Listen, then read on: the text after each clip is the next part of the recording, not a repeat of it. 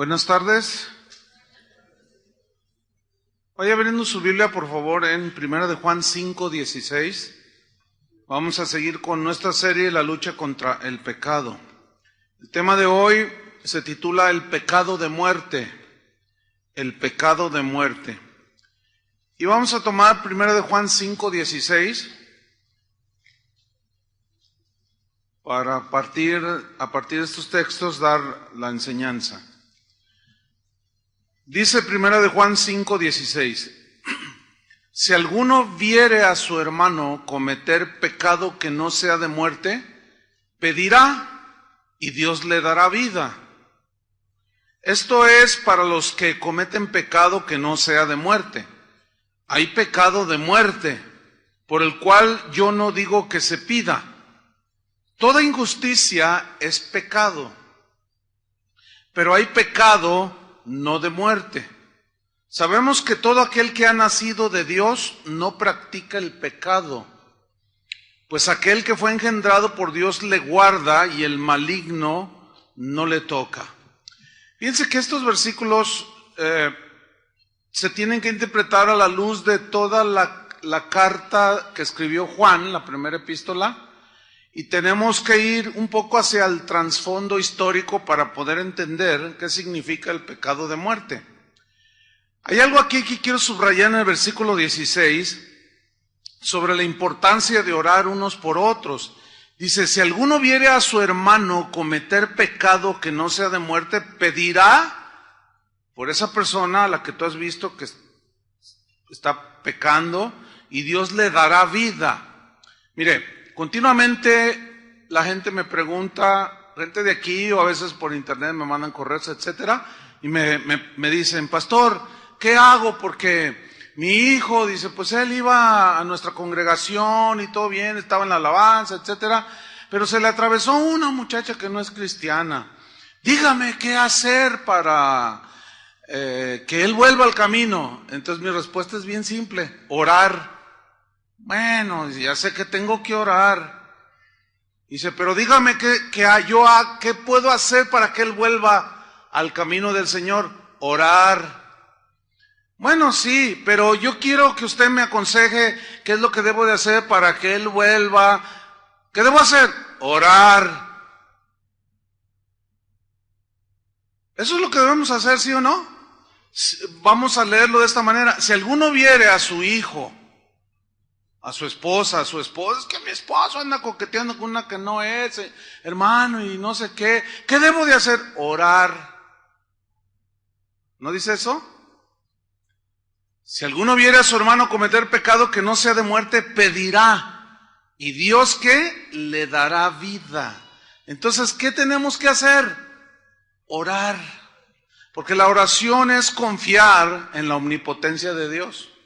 Es confiar en la soberanía de Dios. Es confiar en la voluntad de Dios.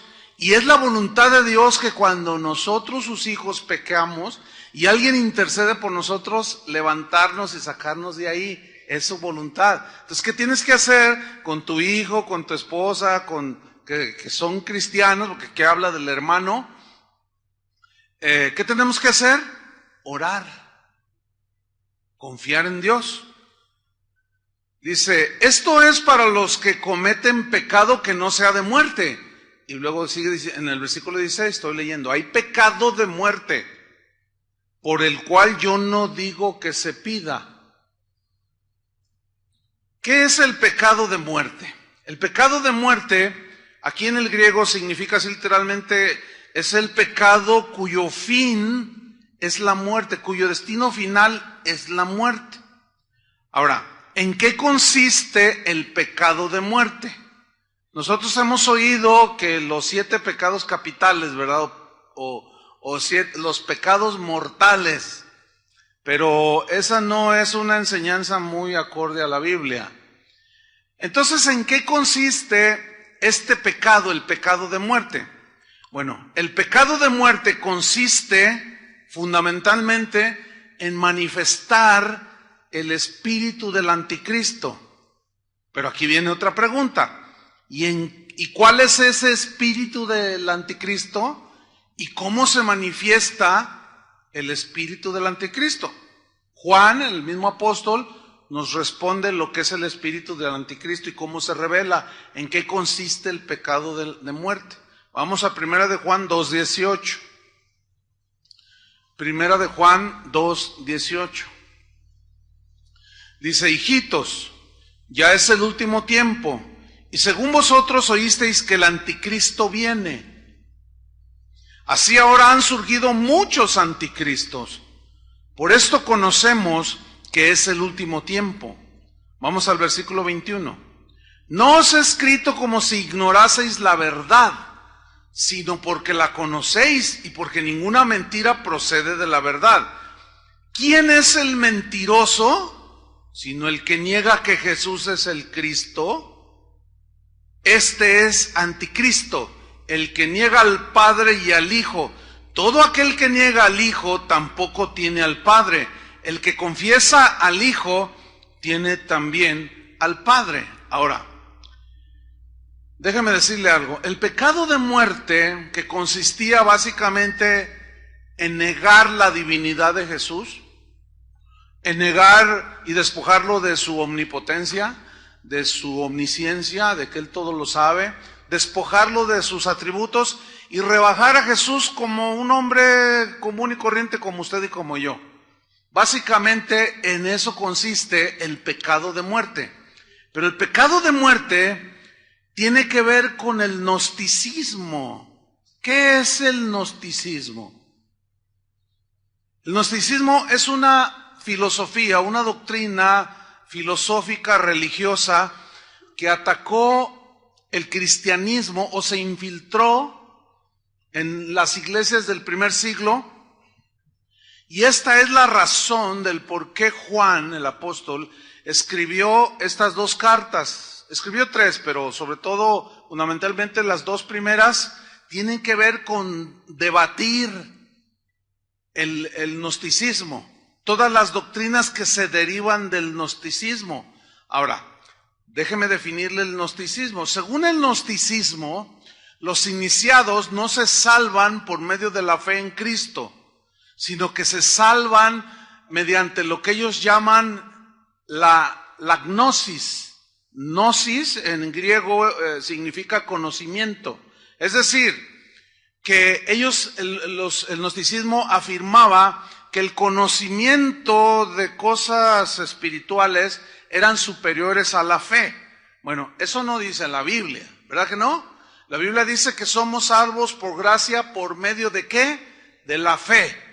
Ok, entonces estaban los cristianos como aquí y se infiltraban personas gnósticas que tenían esta creencia, pero profesaban a la vez ser cristianos, pero rebajaban a Jesús y lo despojaban de su divinidad, y ese es el pecado de muerte. Porque si despojamos a Jesús de su divinidad y de sus atributos, de su obra en la cruz del Calvario, ¿qué nos queda? Nada. En 1 Timoteo 6:20, Pablo también atacó esto, que era algo que estaba invadiendo a las iglesias del primer siglo, pero déjeme decirle, 1 Timoteo 6:20, déjeme decirle que el gnosticismo sigue vigente en pleno siglo XXI y desgraciadamente sigue contaminando y engañando a un montón de gente que está allí en las iglesias, pero que van abrazando de una manera, pues que no se dan cuenta, el gnosticismo. 1 Timoteo 6:20, Pablo le dice a Timoteo, oh Timoteo, dice, guarda lo que se te ha encomendado. ¿Qué se le había encomendado? El Evangelio. El Evangelio, que consiste básicamente en que Cristo murió por nuestros pecados para librarnos de la condenación del infierno. Murió en nuestro lugar, derramando su sangre para que nosotros fuésemos limpiados de todo pecado y de toda maldad. Fundamentalmente, ¿sí? Entonces le dice, guarda lo que se te ha encomendado. Y luego dice, evita, Timoteo, las profanas pláticas sobre cosas vanas. Y luego dice, y los argumentos de la falsamente llamada ciencia. Aquí la palabra ciencia es gnosis. No se refiere a la ciencia como la biología, la química, la física, no se refiere a esa ciencia. A veces los cristianos, por falta de una aplicación seria al estudio de la Biblia, sacamos este versículo y decimos, no, la falsamente llamada ciencia. Y se refieren a la física, a la biología y todo. No es esa ciencia, se refiere al gnosticismo, ¿entienden? Al conocimiento que pretendía, o sea, que enseñaba, el gnosticismo que enseñaba que con el puro conocimiento, sin la fe, nos salvábamos a nosotros mismos. Dice Pablo a Timoteo, rechaza los argumentos, evítalos, cuida a la gente, guarda lo que se te ha encomendado. Entonces el gnosticismo aseguraba y sigue asegurando que ni la fe ni la muerte de Cristo bastan para salvarnos. El ser humano, dice el gnosticismo, es autónomo para salvarse a sí mismo. ¿Sí? Fíjate, ni la fe ni la muerte de Cristo bastan para salvarse. O sea, hay que añadir otras cosas, hacer otras cosas para salvarnos. Esto agrede el sacrificio de Cristo en la cruz, lo minimiza. Espero me esté explicando. Dice que el ser humano puede salvarse a sí mismo. Eso ya habla de un despojar al Señor de toda su obra, ¿sí? El gnosticismo es una filosofía religiosa, es que es un sincretismo, es decir, es una mezcla de un montón de creencias mezcladas, y entre ellos el misticismo, las visiones, las revelaciones, lo que yo sueñe, todo ese tipo de cosas son importantes para la salvación. Por eso es que un hombre llamado José Smith, se le aparece un ángel, tiene sueños, visiones, se le aparece un ángel y le dice, te voy a revelar otro evangelio, le dice. Te voy a dar otro libro aparte del de la Biblia, y le entrega el libro del Mormón, ¿sí? Entonces despojan al Señor de toda su obra en la cruz. Déjame decirle que este pensamiento de que ni la fe ni la muerte de Cristo bastan, sigue vigente como una extensión del gnosticismo en el cristianismo de hoy. Es por eso que hoy vemos, cuando hablo cristianismo, estoy incluyendo bautistas, presbiterianos, nosotros, católicos, o sea, todos los que de alguna manera proclaman el cristianismo, ¿sí? Pero esto de que ni la fe ni la muerte de Cristo bastan para salvarse, sigue vigente hoy. No en todos los que mencioné, pero en muchos sí, muy marcados. Hay gente que cree que por irse de rodillas de aquí hasta la Basílica de Zapopan, eso los va a salvar, les va a ayudar en su beneficio y en su relación con Dios. Noten cómo el hacer eso, estás diciendo, una persona que hace eso está diciendo que el sacrificio de Cristo en la cruz no bastó. Hay que hacer otras cosas más. Por lo tanto, al estar despojando a Cristo de su obra en la cruz, están en una situación muy peligrosa, pecado de muerte. ¿Por qué? Porque la Biblia es clara que somos salvos por gracia, por medio de la fe, y no por obras. ¿Entiende? No por obras. Nadie puede ganarse la salvación por hacer buenas obras. El gnosticismo, como dije anteriormente, es una mezcla de creencias. Muchas son creencias orientales que vienen desde antes de la iglesia, ya estaba ahí en el fundamento. Pero también tiene mucho de ideas de la filosofía griega, sobre todo ideas platónicas, de Platón. El gnosticismo dice que es la forma suprema del conocimiento y que el gnosticismo, el conocimiento elevado, está solamente al alcance de unos cuantos, de unos poquitos, no muchos. Ellos dicen que el conocimiento de verdades trascendentes, o sea, que trascienden lo material, yo no sé qué ver, un montón de cosas que pueden decir la gente que es verdad. Dicen que este conocimiento produce salvación del alma. ¿Han oído, conócete a ti mismo? ¿Han oído esa frase? Pues eso es de la filosofía de Aristóteles, de Platón, de todos esos. Conócete a ti mismo. O sea, y al conocerte a ti mismo, según ellos, eso es puro gnosticismo. Entonces, tú estás obteniendo un conocimiento de lo bueno y lo malo, según ellos, y eso puede salvarte. Bueno, esas ideas empezaron a atacar el cristianismo bíblico. Y desgraciadamente comenzaron algunos a ser confundidos dentro de las iglesias, y por eso es que Juan escribe esas cartas que estamos estudiando. El gnosticismo que penetró la primera iglesia aseguraba que practicar una vida cristiana pues estaba bien, porque había algunos cristianos gnósticos, lo cual bíblicamente no existen. Es una perversión de lo que es un cristiano. Y estos cristianos gnósticos aseguraban que tú podías vivir la vida cristiana como mejor te pareciera. ¿Por qué? Porque ellos basaban fundamentalmente el gnosticismo, pues tiene un carácter dualista, es decir, que hacía una diferencia entre la materia y el espíritu. Ellos aseguraban que lo malo, el mal, la perdición estaban ligados a la materia o al cuerpo, y que lo divino tenía que ver con lo espiritual solamente. Por esa razón no podía existir salvación alguna en la materia ni en el cuerpo. Ellos decían que cualquier cosa que hicieras con tu cuerpo, fornicar, matar, lo que sea, no trascendía, no importaba. Lo que realmente trasciende es lo espiritual. Entonces todo lo que hagas con tu cuerpo, pues está bien. Si tienes ganas de hacer lo que tú quieres, pues tú vas. Que al cabo el cuerpo es inherentemente malo, ¿sí? Pero la Biblia no enseña eso. La Biblia dice, y todo vuestro ser, espíritu, alma y cuerpo sean guardados irreprensibles. Pablo dijo, ¿o ignoráis que vuestro cuerpo es templo del Espíritu Santo? Ahí vemos que ya se contrapone el gnosticismo, que aseguraba eso, con el cristianismo.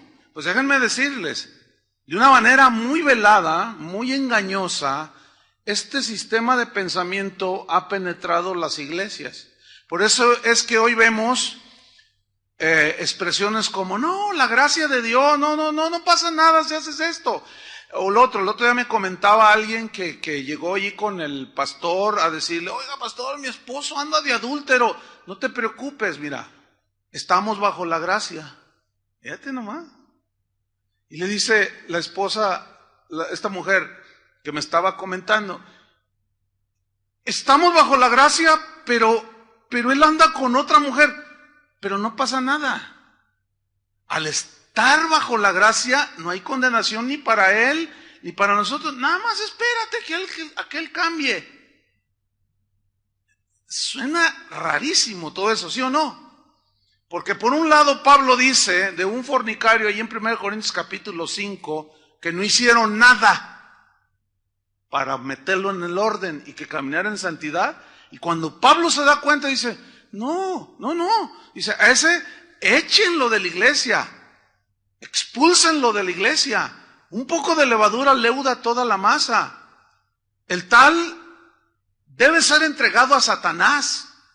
Es duro eso, ¿no? Entonces vemos pues que esas bases o esos ramas del gnosticismo siguen vigentes el día de hoy. Si el cuerpo no tuviera importancia, entonces ¿por qué Cristo habló de la resurrección del cuerpo? ¿Para qué nos resucita si el cuerpo, la materia, es mala? Evidentemente esa doctrina es una doctrina falsa, es un pensamiento erróneo. Pero ahora se disfraza como gracia. Y no es así. La Biblia dice, ¿pecaré porque estamos bajo la gracia? En ninguna manera. En ninguna manera. Si estamos muertos para el pecado, estamos muertos para el pecado. En ninguna manera podemos seguir viviendo en la misma vida que vivíamos antes. No debemos de caer en ese engaño, sin embargo, este es el pan de todos los días. Fíjate, el gnosticismo en cuanto a Cristo, ellos empezaron a decir que, más o menos así, bueno, siendo la materia o el cuerpo el origen del mal, por lo tanto, no es concebible, decía el gnosticismo de aquel tiempo, que Jesucristo pueda ser divino. ¿Cómo un ser divino viene y toma un cuerpo humano que es malo? Lo que ellos nunca tomaron en cuenta o no quisieron tomar en cuenta es que Jesús fue engendrado por obra del Espíritu Santo, no por relación sexual humana. Por lo tanto, Él no heredó la naturaleza pecaminosa que todos heredamos, ¿entiende? Por lo tanto, todo su espíritu, alma y cuerpo Él fue humano, carne como nosotros, pero Él fue todo humano y todo Dios. Pero esto chocaba con las filosofías y doctrinas gnósticas. Entonces, para ellos era imposible que Jesús pudiera ser divino, porque, puesto que la materia, pues es mala, comenzaban a negar la encarnación del Verbo divino, que es Jesucristo. Y Juan, en su evangelio, él comienza diciendo en el capítulo 1, versículo 1, en el principio era el Verbo, y el Verbo estaba con Dios, y el Verbo era Dios. Y ese Verbo vino, dice, y se encarnó, tomó forma de hombre, y nosotros vimos su gloria. Pablo dice, hablando de Jesús, que Él tomó forma de hombre y se humilló, despojándose, no de su divinidad, sino de su posición, ¿sí? Y tomando forma de hombre se humilló y se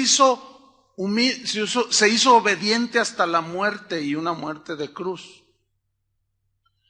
Dice, y no estimó el ser igual a Dios como cosa a que aferrarse, sino que se despojó a sí mismo.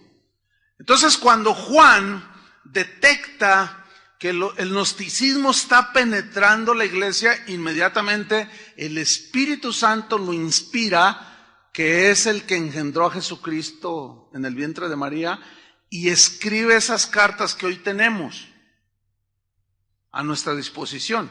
Entonces, cuando Juan dice, bueno, si alguno viere a su hermano cometer pecado de muerte, pida y Dios le va a dar vida, porque hay pecado no de muerte, pero hay pecado de muerte, el cual yo no digo que se pida. Pero quiero que noten que no dice que el hermano comete pecado de muerte. Nada más dice, hay pecado de muerte, pero por ese no se pide. Miren, hay una secta, hay un montón, pero hay una que es todos la van a identificar, los Testigos de Jehová. Ellos son la pura esencia del gnosticismo. Despojan a Jesús de su divinidad, despojan de sus atributos. Ellos dicen que Jesús era nada más un hombre, como tú y como yo. ¿Cómo han resucitado todas esas herejías que fueron condenadas por los llamados padres de la iglesia? Herejías que no eran concebidas como parte del cristianismo, sin embargo, ahí estaban asediando y siguen asediando, hermanos. Una manera muy sutil actualmente, por medio de esa sutilidad por la cual se está despojando a Cristo de su divinidad, de su omnipotencia, es que el hombre se ha puesto en el lugar de Cristo. Ahora los predicadores algunos se sienten los omnipotentes, los omnipresentes, los que todo lo pueden, y enseñan a la gente gnosticismo. ¿En qué sentido? Cuando alguien dice, yo abro los cielos, declaro, decreto y abro los cielos, hazme un favor. A ver, échate un brinco, por más alto que brinques. No, pues, ¿cómo vas a abrir los cielos? El único que puede abrir los cielos es Dios. El único que hace descender lluvia del cielo es Dios. Entonces cuando alguien dice, yo abro los cielos y declaro despejo, quién sabe cuántas cosas despejan de la atmósfera, dicen. Y luego dicen, y yo decreto, y yo declaro, y yo proclamo, y yo establezco, y yo ordeno. ¿Saben qué? Es vil gnosticismo, hermanos. ¿Por qué? Porque se están poniendo en el lugar del Señor y ya lo hicieron a un lado. Y luego dicen, y si quieres que Dios te bendiga y quieres que en verdad Dios te salve, dale $1,000. ¿Quién le puede dar $1,000 ahorita al Señor? Dele $1,000. Y si le das 10,000, pues muchísimo mejor. Puro y vil gnosticismo, ¿entienden? ¿Por qué? O sea, es una rama. Digamos que es el gnosticismo moderno. Despojar a Jesús de su obra en la cruz. La razón de la reforma de la iglesia en la Edad Media fue precisamente la comercialización de la fe, la venta de indulgencias. Y hoy esa doctrina es muy común en un porcentaje altísimo de las iglesias de hoy. Puro y vil misticismo. Ahora fíjate, a Jesús lo han rebajado hasta este nivel. Ahora se dice, como dijo fulano de tal, como dijo sultano de tal, como dijo perengano de mangano, como dijo sultanito, y también como dijo Jesús. Así ya lo hacen ahora. O sea, es decir, el mensaje de Jesús ya no es absoluto, ya es relativo. ¿Entiende? El mensaje de Jesús ya no es contundente. Ahora nada más se toman algunas partes, así como los brujos también te citan un versículo, así como los espiritistas, toda esa gente, hasta versículos de la Biblia, y hasta te dicen, y como dijo Jesús, y te citan un versículo. Entonces ya Jesús es tan relativo. Buda dijo en una ocasión, dijo, yo les voy a enseñar un camino. Y Jesús dijo, yo soy el camino. Jesús es exclusivo y excluyente. Esas dos palabras son aborrecibles el día de hoy. ¿Qué significa que Él es exclusivo?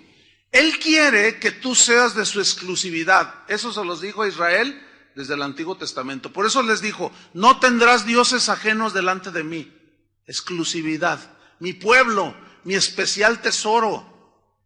Pablo hablaba a los corintios y les decía, yo los celo con celo de Dios, porque quiero presentarlos como una virgen pura a Cristo, el novio. ¿Entiende? Entonces vemos que Cristo es exclusivo y es excluyente.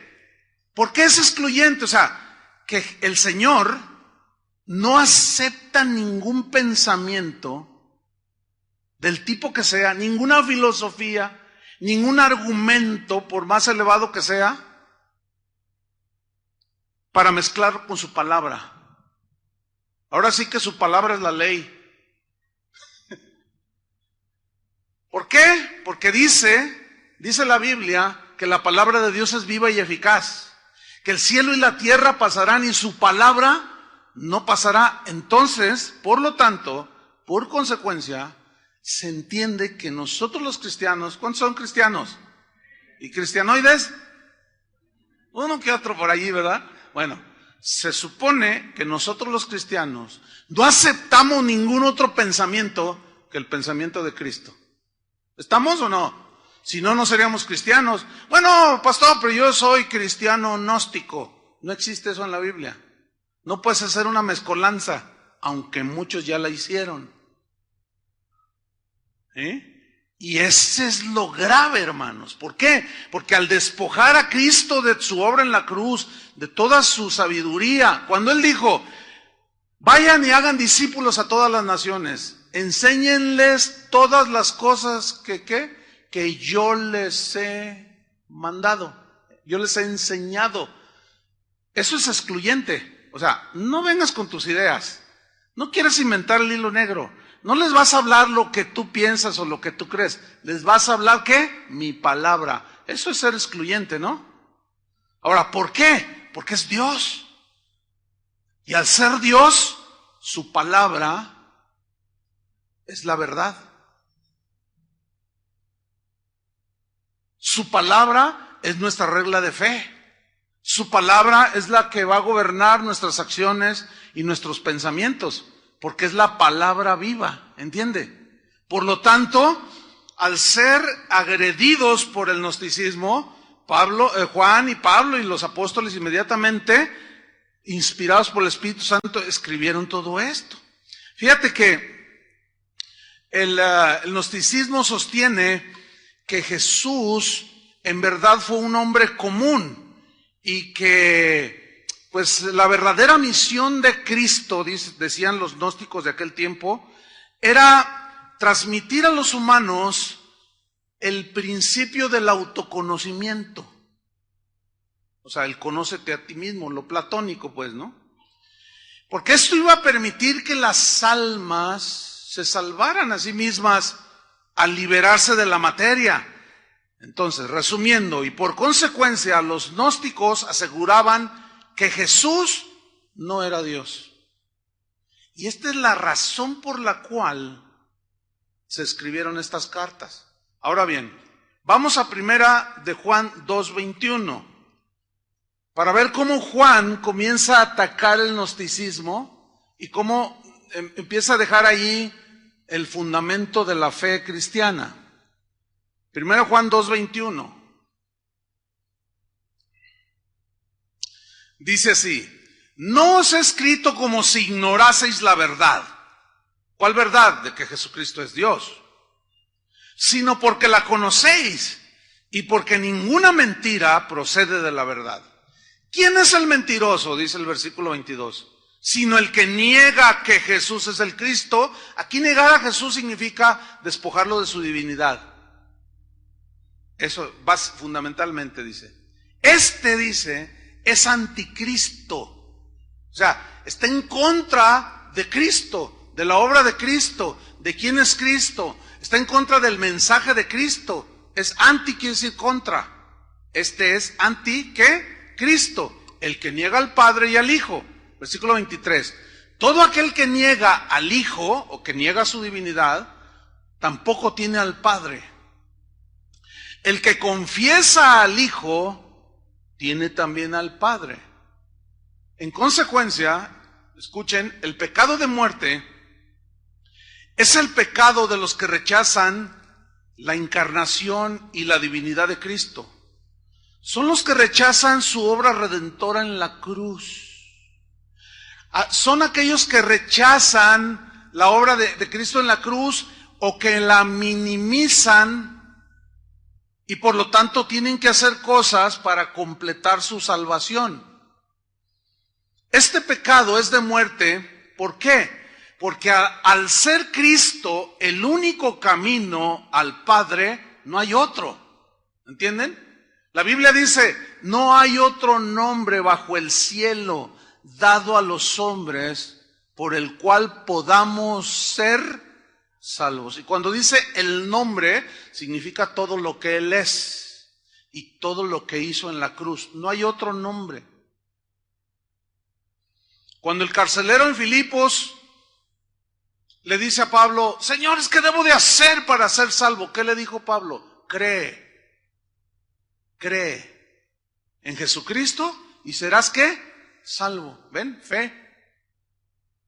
Entonces, este pecado es de muerte porque Cristo es el único camino a la salvación. Y al rechazarlo, no queda esperanza alguna contra el que rechaza a Cristo. Pero rechaza, escuchen bien, su divinidad, su encarnación, su obra en la cruz, sus atributos. Porque alguien puede decir, no, yo creo en Cristo. No, Cristo fue un iluminado. ¿Está confesando a Jesús? No, porque aquí fundamentalmente rechazarlo es rechazar todo eso que ya mencioné. Primera de Juan 4:1. Los gnósticos, los herejes se habían metido a la iglesia. Empezaron a perturbar la fe y la doctrina cristiana, la sana doctrina. Y Juan les escribe, 1 de Juan 4:1, amado, no creáis a todo espíritu. ¿Por qué les escribió no creáis a todo espíritu? Porque se metían entre los hermanos, como muy probablemente, o casi seguro, aquí también se meten. Se meten encubiertamente, se hacen pasar como cristianos, se sientan junto a ti, escuchan, se empiezan a ganar tu confianza, son amables y de pronto te sueltan un buscapié, por decirlo de una manera. De pronto te sueltan algo. ¿Sabes una cosa? Yo tengo una revelación que Dios me dio, un conocimiento que te va a llevar a la realización tuya. Entonces tú lo oyes, ¿y cuál es? Si tú no eres sabio y no sigues el consejo de la Biblia, no el mío, el de la Biblia, amados, no creáis a todo espíritu. Aquí espíritu no es un fantasma o un espíritu, no. Aquí espíritu es una persona, ¿ok? No creáis a todo espíritu. ¿Por qué? Porque ya andaban ahí hablando y metidos y hasta predicando en los púlpitos. Sino, dice, ¿sino qué? Dice, probad los espíritus si son de Dios. ¿Y cómo se prueban? Porque muchos falsos profetas han salido por el mundo. En esto conoced el Espíritu de Dios. Todo espíritu que confiesa que Jesucristo, ¿qué? Ha venido en carne, es de Dios. Mira, cuando yo me encuentro, porque a veces también quieren así, directamente vienen conmigo. Pastor, mire, yo tengo una enseñanza que es para unos cuantos. Gnosticismo. Claro, si tú no estudias, si tú no estás al tanto, pues eso es lo que dice el gnosticismo. Esas revelaciones son para unos cuantos. Entonces te llegan así, te llegan al orgullo, a la vanidad. Miren, pastor, y Dios me dijo que viniera a compartir. Es solo para unos cuantos. No todos pueden entender esto. Y los dejo hablar. Oye, ¿tú crees que Jesús es Dios? Bueno, no tanto como que es Dios. Tiene un nivel dentro de la escala del Dios que llena toda la tierra. Y te empiezan a decir, a ver, eso que estás diciendo, ¿dónde está en la Biblia? ¿Eres cristiano? Soy cristiano. A ver, eso que me dijiste, ¿dónde está en la Biblia? ¿Tú crees que Cristo se encarnó de manera milagrosa y sobrenatural por obra del Espíritu Santo? ¿Tú crees que el sacrificio de cruz es completo, de que Jesús en la cruz es completo y no necesitamos nada más, solamente creer? ¿Tú crees en eso? Y ahí sale. Esa es la instrucción bíblica de cómo probar si la gente, los que hablan, son de Dios o no son de Dios. Y aunque dijeran algunas verdades acerca de Cristo, no significa necesariamente que son de Dios. Es complejo el asunto, hermanos. Es complejo. ¿Por qué? Porque nosotros no sabemos todo, pero la Biblia dice que Él conoce a los suyos. Así dice, ¿no es cierto? Es como ustedes, ¿conocen a sus hijos? Sí, yo puedo ir a un auditorio de 20,000 jóvenes y mis hijos estar ahí, y yo no tengo ningún problema en reconocerlos. Usted al salir, los que tienen bebés allá o niños allá en los salones, van y entre todo el montón de chiquillos que hay allí, de bebés y todo, usted ve al suyo, ¿sí o no? Y usted no llega y dice, ¿y cuál es el mío? Y ya tiene 5 años. ¿Y cómo era mi hijo? O sea, eso no es.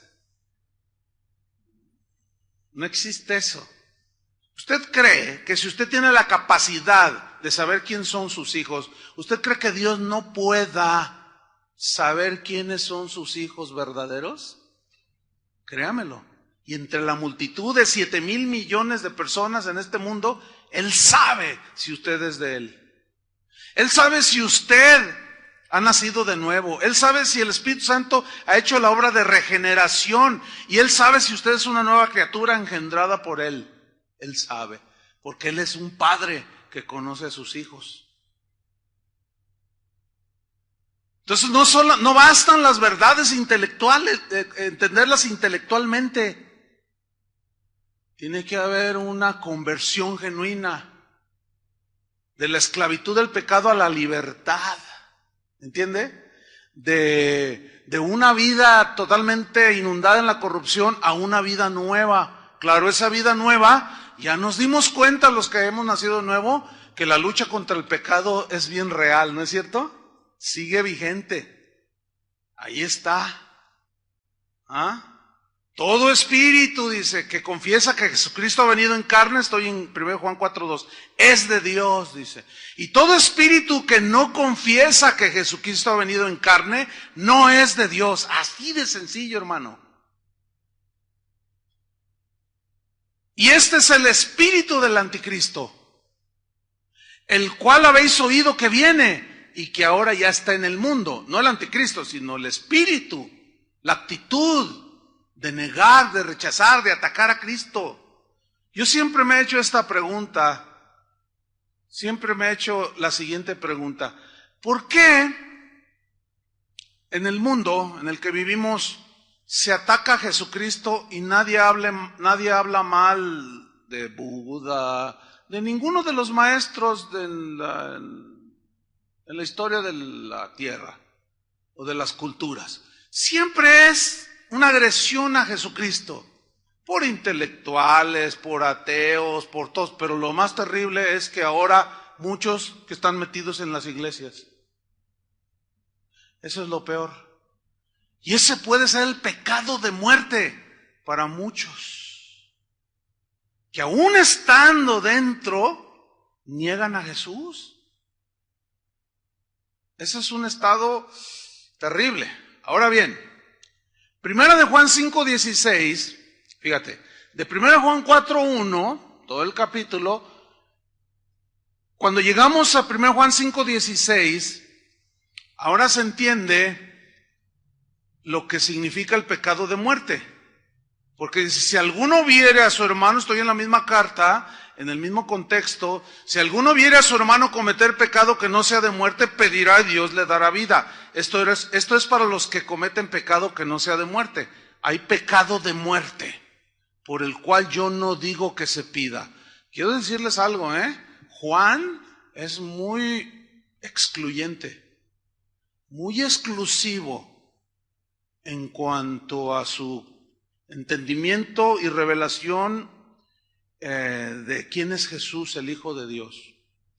Tan así que su vida, pues al estar consagrada a la predicación del Evangelio, hay una historia que yo he contado en un par de ocasiones, que cuenta que Juan, después de que salió de estar ahí desterrado en la isla de Patmos, él regresó a Éfeso, ya era un anciano, y cuenta esa historia que fueron a los que entonces estaban en auge, los baños romanos, los baños públicos romanos. Entonces llegaron pues a asearse, llegaron a bañarse, y uno de los discípulos del apóstol Juan entró hacia la parte, hacia adentro de donde había otros baños. Eran unas termas, ¿sí? Unas piletas ahí. Entonces regresa este discípulo del apóstol Juan y le dice, Juan, y Juan ya se empezaba a bañar. Juan le dice, al fondo de los baños está Cerinto. ¿Quién era Cerinto? Era uno de los maestros del gnosticismo de su tiempo, contemporáneo, que enseñaba, se metía a las iglesias, soltaba su veneno y confundía a los débiles, confundía a los que no estudiaban, ya desde entonces se daban, y los que se duermen peor. Esos son bien, porque al no estar atentos ahí, pues llega cualquier falso maestro y le creen. Entonces dice la historia que Juan le dijo, pásame mi ropa. Pero dame mi ropa. La tomó, se vistió, vámonos. Fíjate la radicalidad del apóstol Juan. Entonces uno de sus discípulos le dijo, pero Juan, ¿por qué? Dice, vámonos. Y lo mira y dice, yo no puedo estar bajo el mismo techo de un hereje. Eso actualmente suena súper intolerante, ¿sí o no?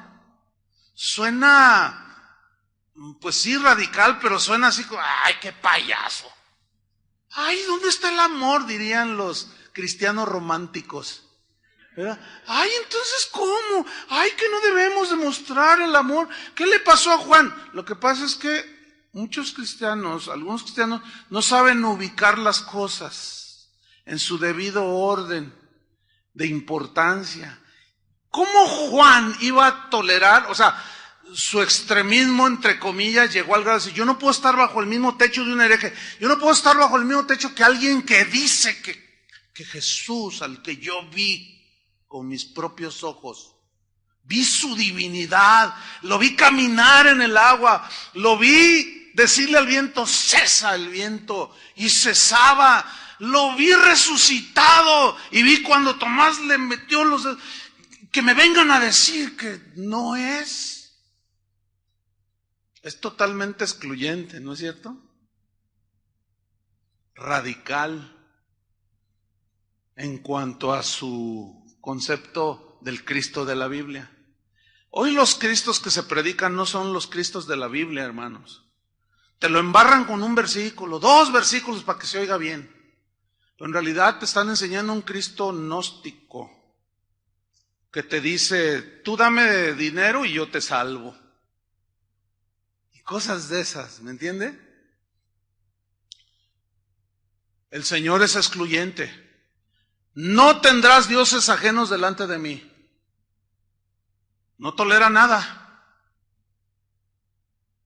A los colosenses Pablo les dijo, no se dejen engañar por filosofías, sutiles, huecas sutilezas, conceptos de hombres que despojan a Cristo y hacen a un lado la palabra de Dios.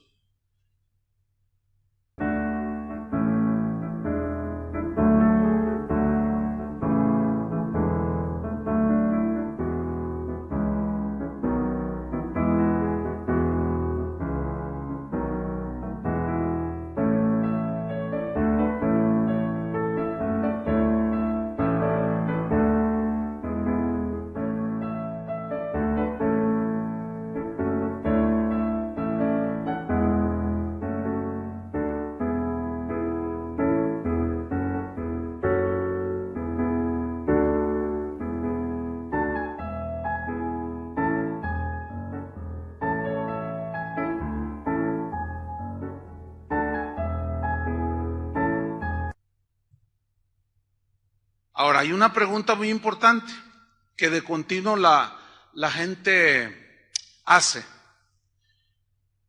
que tiene su base en Mateo 12, vaya abriendo su Biblia en Mateo 12. Pero la pregunta es esta: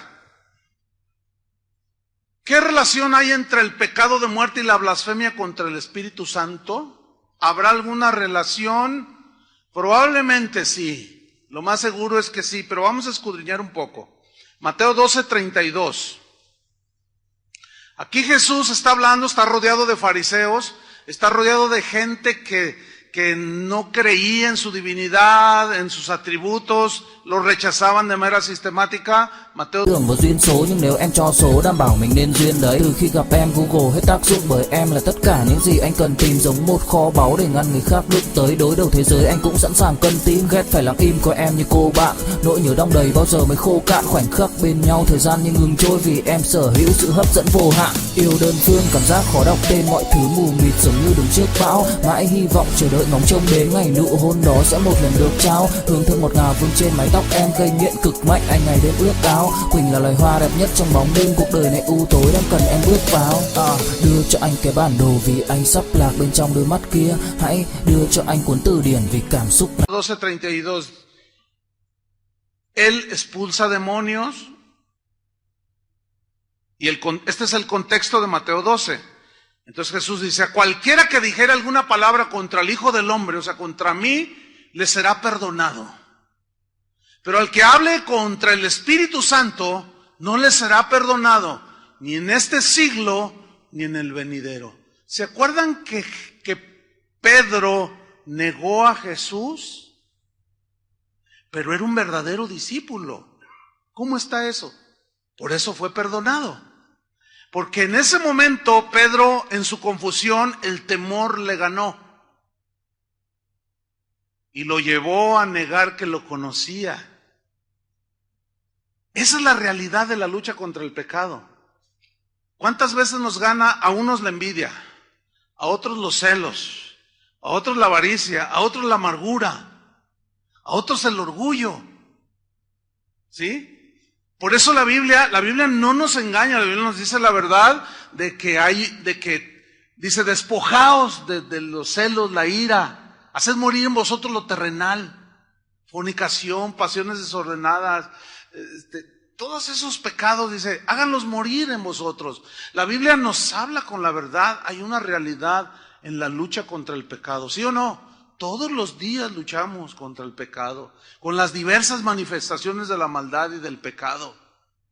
Que ciertamente el mundo está sumergido en eso y que también en nuestro cuerpo mortal inclinado hacia lo terrenal y pecaminoso, luchamos. Pero aquí es donde algunos a veces se confunden. Pastor, dicen, me llaman o me preguntan o me escriben, pastor, anoche tuve un sueño espantoso, soñé que maldecía al Señor, blasfemé contra el Espíritu, ya no tengo perdón. Le digo, mira, en primer lugar, fue un sueño. Los sueños no están en nuestro control, ¿verdad que no? ¿O sí? El asunto es que al no saber manejar, yo a veces he soñado, le digo a mi esposa, soñé espantoso. ¿Verdad que a veces te digo, soñé horrible? ¿Y qué soñé? No, ¿para qué te digo? No, porque sueña uno cualquier cantidad de cosas. El asunto es que si no tienes el conocimiento y el entendimiento de que es un sueño, y allí ¿cómo controlas? Estás, por decirlo de una manera inconsciente, no estás consciente. Hay muchas cosas muy tremendas en esta atmósfera espiritual, pero eso no es pecado, hermanos. ¿Me entiendes? Es más, a mí me ha pasado lo que a ti, que aún leyendo la Biblia de pronto pasa un pensamiento, una mala palabra. ¿Les ha pasado? Yo dije, ¿a poco yo soy tan malo? O un pensamiento feo. Le voy a patear el carro a aquel por haberme. Y luego de pronto,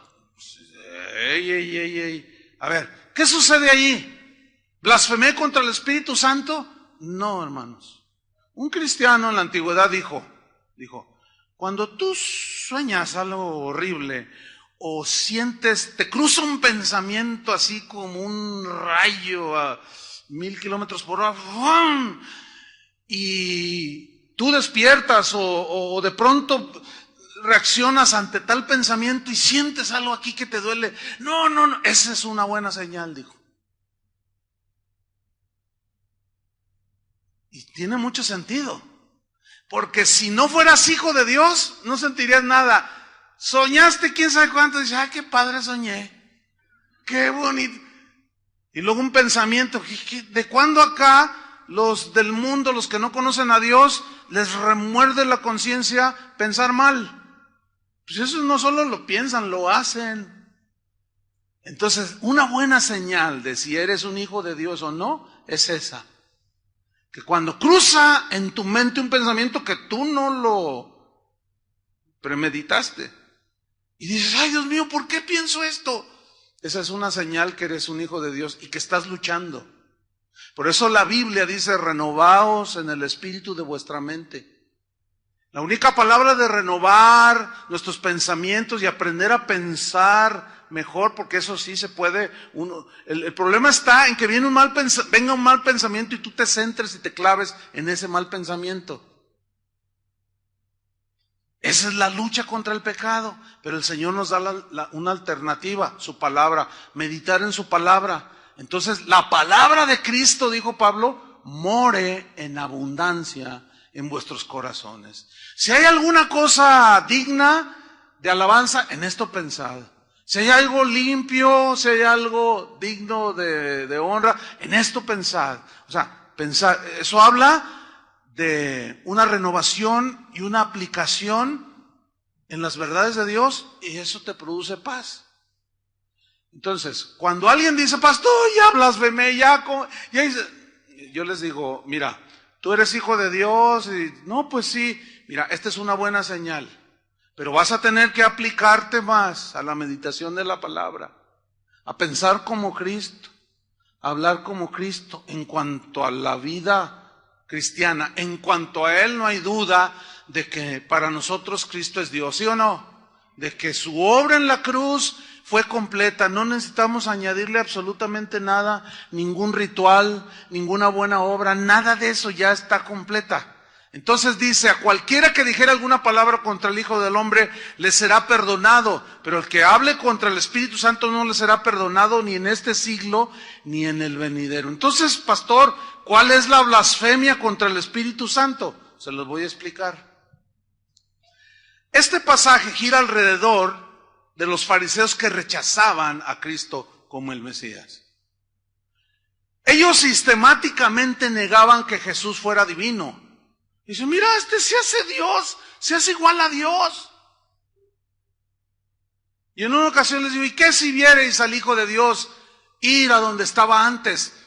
Entonces ellos, estás blasfemando, le decían, haciéndote Dios. Dicen, pues miren, antes nosotros somos de Abraham, somos hijos de Abraham. Y Jesús le responde, pues déjenme decirles que antes de Abraham yo era. No, pues olvídate, ¿no? Les daba ahí el tamafat, les daba el ataque. ¿Cómo? Entonces ellos dicen, no, blasfema, blasfema. ¿Por qué? Porque lo veían un hombre. Siendo que ellos habían visto las profecías. He aquí la Virgen concebirá y dará a luz un hijo y llamará su nombre Manuel, que traducido es Dios con nosotros. Y lo leían en las sinagogas. Y cuando lo tenían enfrente con demostración de poder y de autoridad, ¿quién habla como este? Si Dios no estuviera con él, no haría las cosas que hace. Aún así lo negaron. Es increíble que lo mismo se sigue dando, hermanos, en el cristianismo de hoy. Estos fariseos insistían que Jesús era endemoniado. Le dijeron, por el dedo de Belcebú echas tú fuera los demonios. Jesús le responde, un reino dividido contra sí mismo es asolado y no puede permanecer.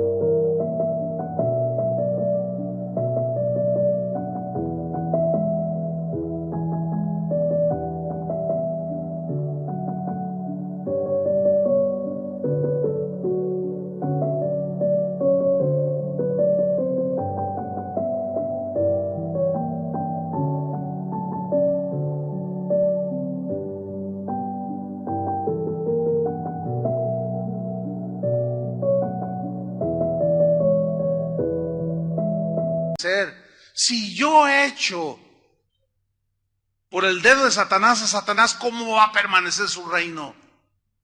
O sea, les está explicando que él era el Verbo encarnado, Dios. Mira, los demonios eran más sinceros que este montón de fariseos.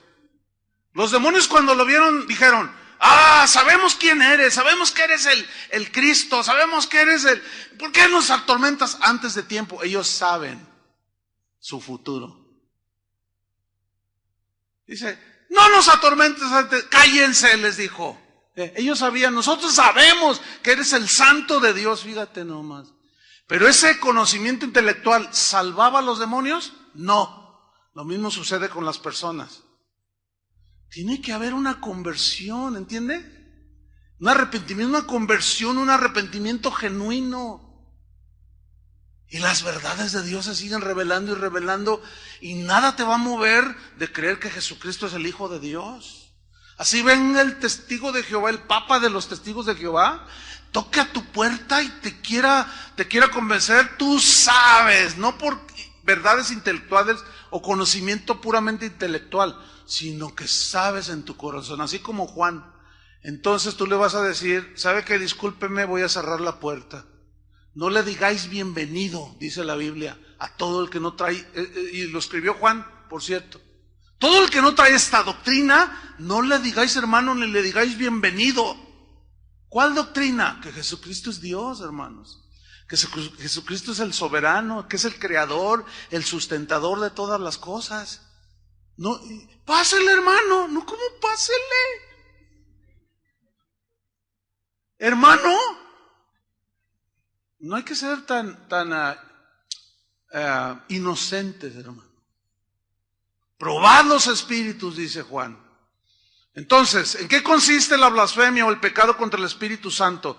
Consiste en rechazar, sí, a Cristo, su divinidad y su obra, y atribuirle a Satanás lo que Cristo hacía, lo que Cristo decía que era y lo que Cristo realizó en la cruz. No, o sea, se burlaban de él. Si eres el Hijo de Dios, a ver, bájate. A ver, este que salvó a otros no se puede salvar a sí mismo. Qué burlas, ¿no? Entonces, atribuirle a Satanás lo que Jesús hizo, ese es el pecado imperdonable. Ese es la blasfemia contra el Espíritu Santo.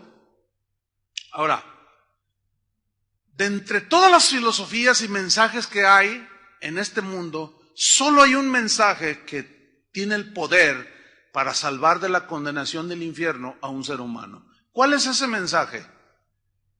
A ver, díganlo fuerte. El Evangelio.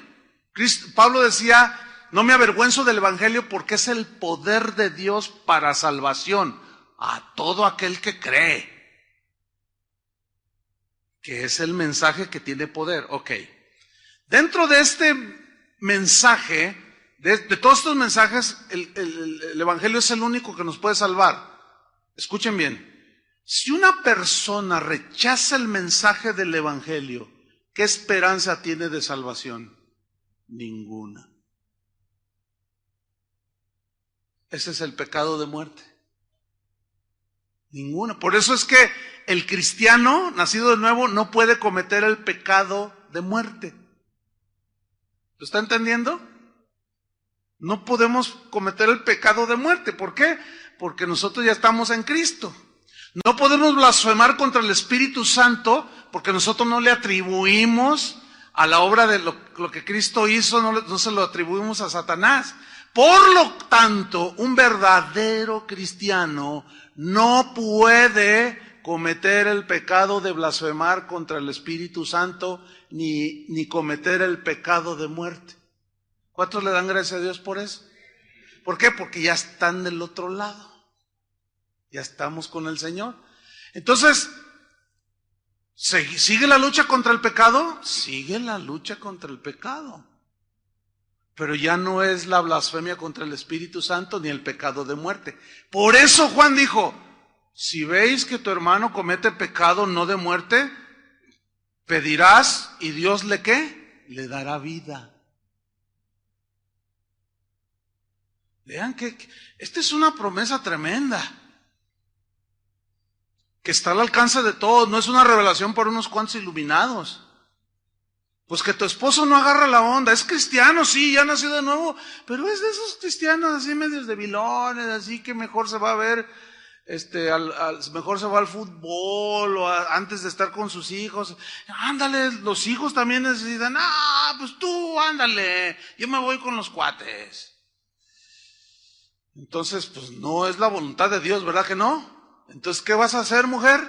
A pedirle al Señor, porque está pecando, descuidando la familia, descuidándote a ti, descuidando lo que tiene que hacer. Entonces, tú vas a pedir, ¿y qué va a hacer el Señor? Va a obrar. Ahí está, sencillo, hermanos.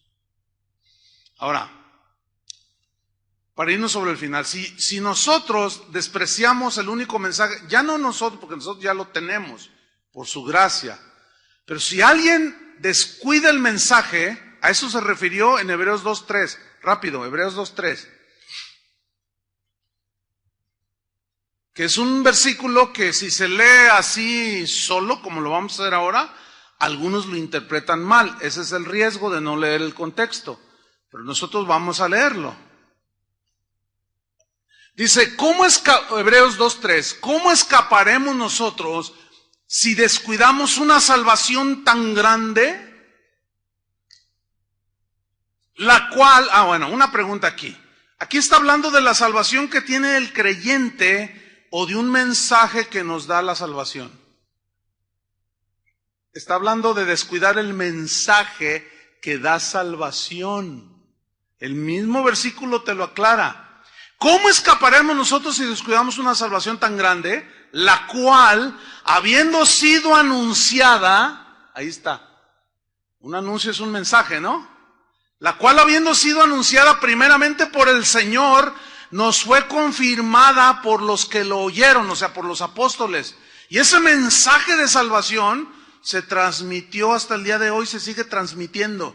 Por eso tenemos que ser fieles al mensaje de Dios. Ahora, cuando una persona, en el griego, la palabra descuidar, no se refiere a descuidar la salvación que ya tenemos. Dice, mira, ahí dice que nos podemos, ya los que somos salvos podemos perder la salvación si nos descuidamos. Dicen, no está hablando de perder la salvación.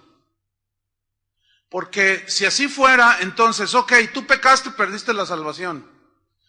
Pero ¿y si te arrepientes? ¿Qué? ¿Tienes que volver a nacer de nuevo? A ver, contesten.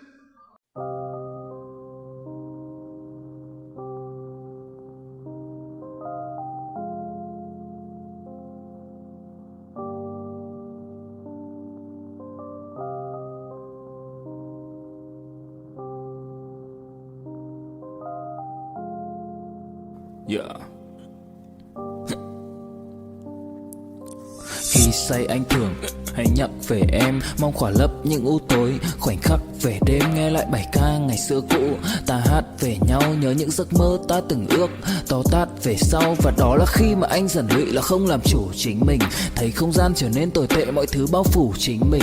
Em đâu còn như điều anh mơ, anh cũng tự nhủ chính mình. Nhưng mà thôi em, nào ai giỏi mà đủ tính tình, chẳng thể vươn tới được cảnh cao dù anh có nhã ý trèo. Trong cơn say mọi thứ cuồng quay, anh trở thành gã chí phèo.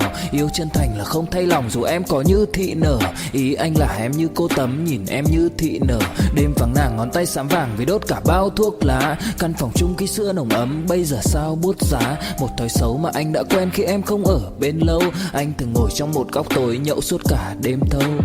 Em mang con tim anh đi đâu, khiến anh mù quáng vẫn cô sáng mỗi khi đau. Em mang con tim anh đi đâu, điều gì choáng váng để xứng đáng ướt mi nhau. Em mang con tim anh đi đâu, khiến anh mù quáng vẫn cô sáng mỗi khi đau. Em mang con tim anh đi đâu, điều gì choáng váng để xứng đáng ướt mi nhau.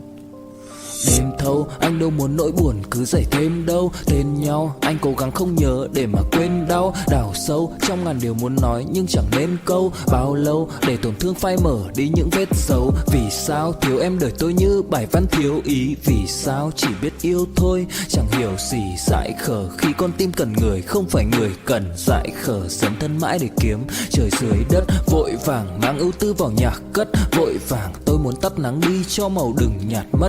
Tương tư chiều cuốn cuộc đời theo hướng mặt trời xa đi. Tương tư chiều mà kỷ niệm ôi còn gọi ta chi. Biển tình dù bao la nhưng mặn chát đắng. Và biển anh không xứng là biển xanh, nhưng anh muốn em là bờ cát trắng. Yêu là xuống cả địa ngục vì đã chót tim như là xuân diệu. Yêu là chết ở trong lòng một ít.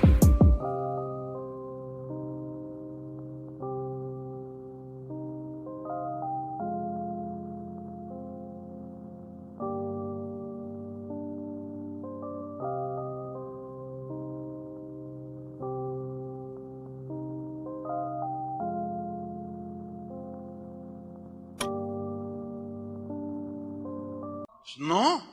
Y otra vez volviste a pecar. Y perdiste tu salvación otra vez. Por un mes o 2 o un año que anduviste de rebelde, pero andabas en pecado, perdiste la salvación. Pero de pronto te vuelves a arrepentir, ¿vuelves a nacer de nuevo? No. ¿Cuántas veces hay que nacer de nuevo? Solo una. Entonces, aquí no está hablando de perder la salvación. Aquí está hablando, porque aquí descuidar significa desatender.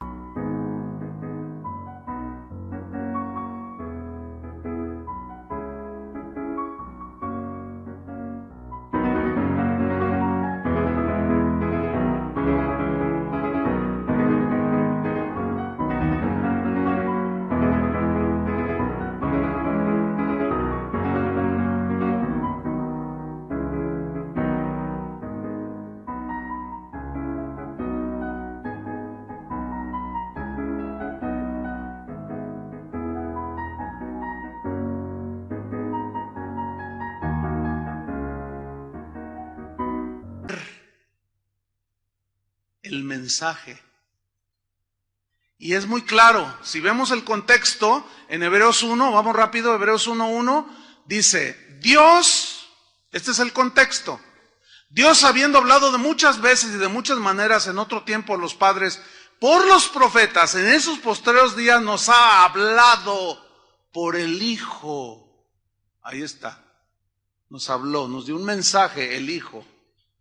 A quien constituyó heredero de todo y por a quien asimismo hizo el universo, el cual siendo el resplandor de su gloria y la imagen misma de su sustancia, noten que le está dando los mismos atributos que el Padre, y quien sustenta todas las cosas con la palabra de su poder, está hablando del Hijo, habiendo efectuado la purificación de nuestros pecados por medio de sí mismo, obra expiatoria, se sentó a la diestra de la majestad en las alturas, hecho tanto superior a los ángeles. Y luego viene un testigo de Jehová y dice que es un ángel. Y aquí nos dice es muy superior. En el griego y en el hebreo es superlativo, o sea, no hay comparación. Superior a los ángeles, cuanto heredó más excelente nombre que ellos. Porque ¿a cuál de los ángeles dijo Dios jamás, mi hijo eres tú? Yo te he engendrado hoy y otra vez, o sea que tomó carne. Yo seré a él padre y él me será mi hijo. Y otra vez, cuando introduce al primogénito en el mundo, dice, adórenle los ángeles de Dios. ¿A quién? Solo a Dios se le adora, ¿sí o no? Y aquí es donde está lo que se conoce como el misterio de la Trinidad. Pero es un misterio revelado que en algún momento tendremos que tomar una serie al respecto. Ciertamente, dice, de los ángeles dice, el que hace a sus ángeles espíritus y sus ministros llamas de fuego.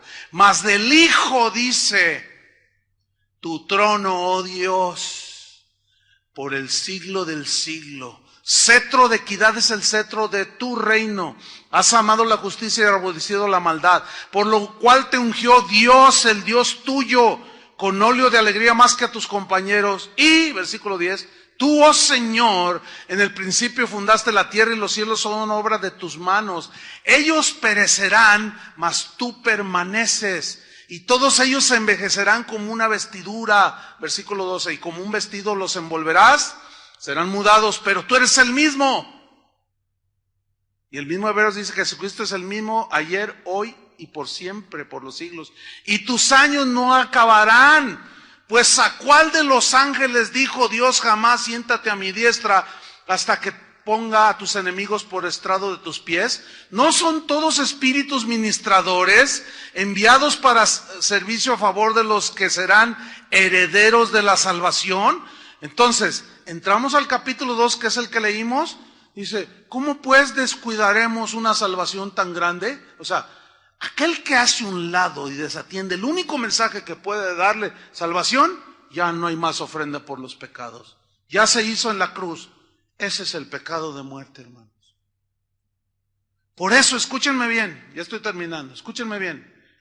Cuando Jesús dijo, no le echéis las perlas a los cerdos, uy, esa expresión es bien fuerte, ¿A qué se refiere? Ese en el contexto va cuando Jesús les dice, vayan a las aldeas, prediquen, echen fuera demonios. Si tú entras en una casa y te reciben, o sea, el mensaje, la paz reposará sobre ellos. Pero si te rechazan, sacude el polvo de tus pies, date la media vuelta y vete de allí. Será más tolerable el castigo para Sodoma y Gomorra que contra esos que rechazan el único mensaje que puede darle salvación. Ese es el pecado de muerte. Ahora bien, ¿qué hacer con alguien? Porque también es una pregunta muy común. Pastor, mi hijo es bien ateo. O mi esposo, o mi abuelo, qué sé yo. Ese no cree nada y cada vez que le hablo blasfema. Ya no le hables. Porque le estás dando más ocasión a que siga blasfemando. Ay, cada vez que le hablo, cada vez dice cosas peores de Cristo. Mira, ya me tienes acá con tu Cristo. Y empiezan a decir una de blasfemias. Hermanos, ya no le digas nada. No debo orar por él. En ese momento está hablando contra Cristo y todo lo que lo que se hable contra Cristo, Él lo puede perdonar cuando la persona se arrepiente, ¿sí o no? Bueno, como nosotros no sabemos ni conocemos los corazones ni el futuro, mira, ya no le digas nada porque es ocasión para blasfemar. Mejor quédate callado, ya no le digas nada, de verdad. Mejor ora por él, por si quizá Dios le conceda que se arrepiente. Pero ya no les des ocasión. Yo no insisto en base a eso. Pablo lo hizo. No, vámonos, dice, porque aquí, vámonos. Jesús mismo, allí donde nació, dice, no, y no pudo hacer muchos milagros a causa de su incredulidad. Y se fue, vámonos, dice. Nosotros hemos cerrado algunas casas de oración que iniciamos y hablando, y aún los mismos que asistían allí, ahí todo, pero indolentes, descuidados, irresponsables, mal. Entonces, oye, ¿cómo va la iglesia fulana de tal? No, los pastores, ay hermano, un año, 2 años. ¿Saben qué? Adrián, ve y cierra esa iglesia. Ciérrala. Dile, este es el último, búsquense una iglesia. Nosotros ya nos vamos, porque aquí nada más, ni ustedes ni nadie responde. Y no vamos a perder el tiempo. Al rato llegan llorando. No, ahora sí. No, pues ya no. ¿Se acuerdan que dice mismo Hebreos que muchos procurarán el arrepentimiento como Esaú? Pero ya será demasiado tarde. O sea, no estamos jugando a la iglesita, ¿entienden? Por lo tanto, rechazar el único mensaje que hay es el pecado de muerte. Pero como Dios sabe quién...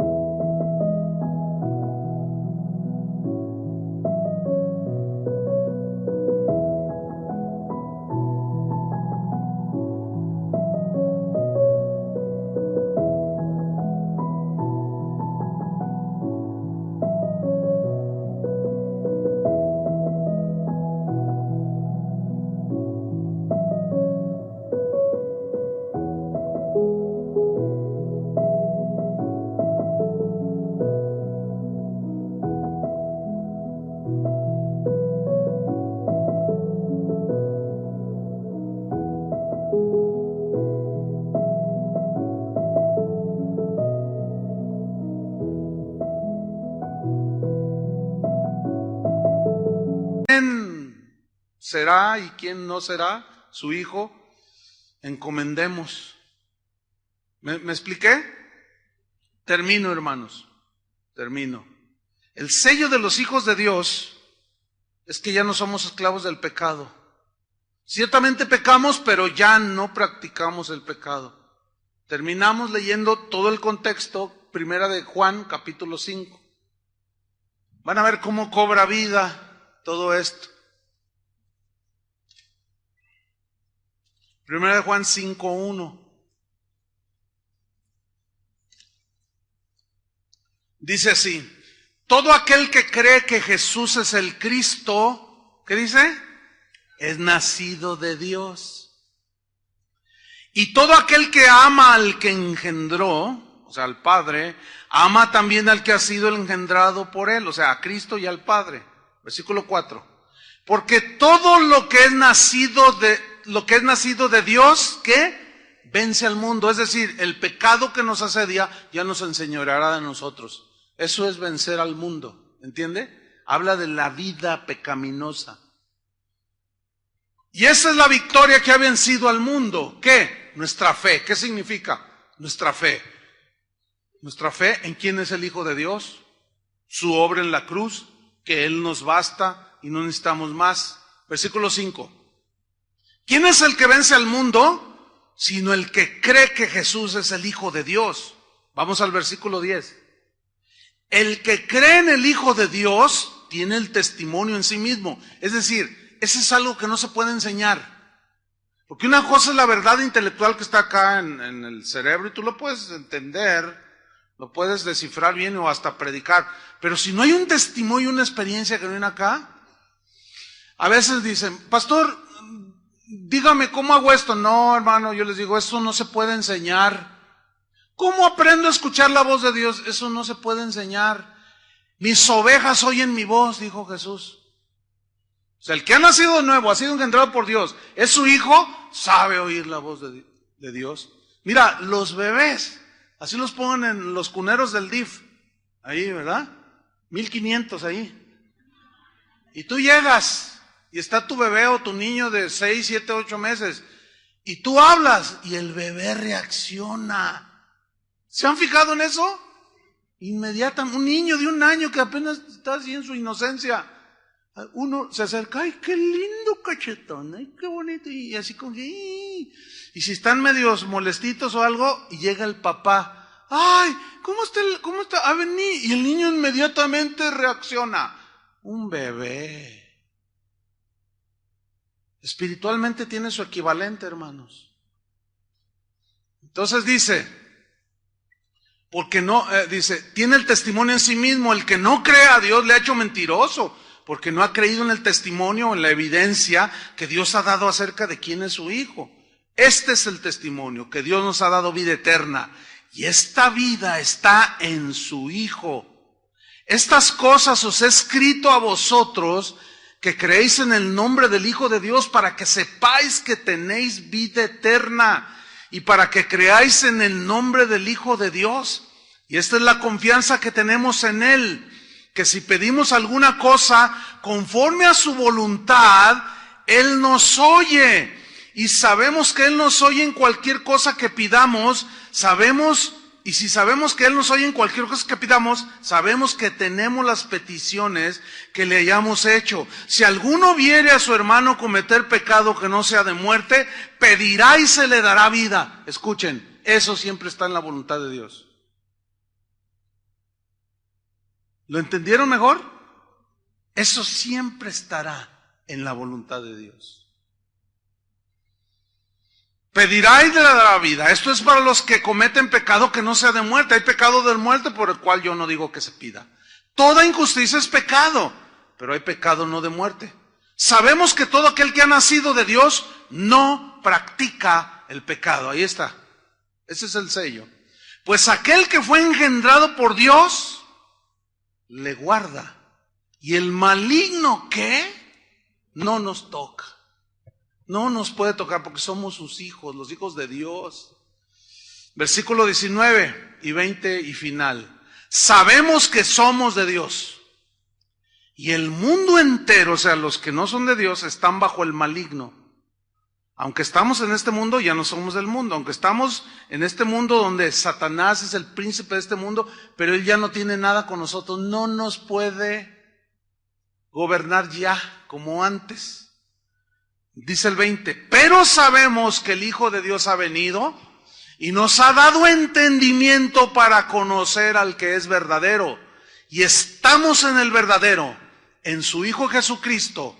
Este es el verdadero Dios y la vida eterna. Amén. ¿Cuántos le dan gracias a Dios por esto? Hermanos, cometemos pecado, pero si los confesamos, ¿qué hace el Señor? Nos limpia. Pero no podemos, ya es imposible que un cristiano nacido de Dios cometa el pecado de muerte ni la blasfemia contra el Espíritu Santo. Esto les va a dar paz, hermanos, en sus corazones. Amén. Te damos gracias, Señor, por la palabra que edifica, consuela, construye nuestras vidas, nuestros corazones. Señor, muchas gracias porque tu palabra es verdad. El cielo y la tierra pasarán, tu palabra no pasará. Nosotros creemos que tú eres el alfa y la omega, el verbo encarnado, concebido en el vientre de María por obra del Espíritu Santo. Creemos que tomaste forma humana, un cuerpo humano, en el cual sufriste todo el castigo que merecíamos nosotros. Tu sangre sin contaminación de pecado fue derramada, tipificada ya por el Cordero Pascual, que cuando la derramaste en la cruz, espiritualmente esa sangre, al creer que tú eres el Hijo de Dios, que tú eres Dios verdadero encarnado, y creer en ese sacrificio y que tu sangre nos limpia, nuestros pecados son perdonados. Qué maravilloso, Señor. Es imposible por consecuencia que ninguno de los que somos tus hijos cometa el pecado de muerte o blasfeme contra el Espíritu Santo. Es imposible. Por eso tu palabra dice, si confesamos nuestros pecados, Él es fiel y justo para perdonarnos y limpiarnos de toda maldad. Y si vemos que algún hermano se desvía, es tentado y se sale de tu camino, podemos orar. Y esto está en tu voluntad y tú le darás vida, Señor. Oramos por aquellos que, siendo tus hijos verdaderos, andan en malos caminos. Se dejaron arrastrar por la carne, el engaño. Oramos, Señor, para que tú les des vida y los regreses al redil. En el nombre de Cristo Jesús. Gracias, Señor. Amén. Que Dios les bendiga, hermanos.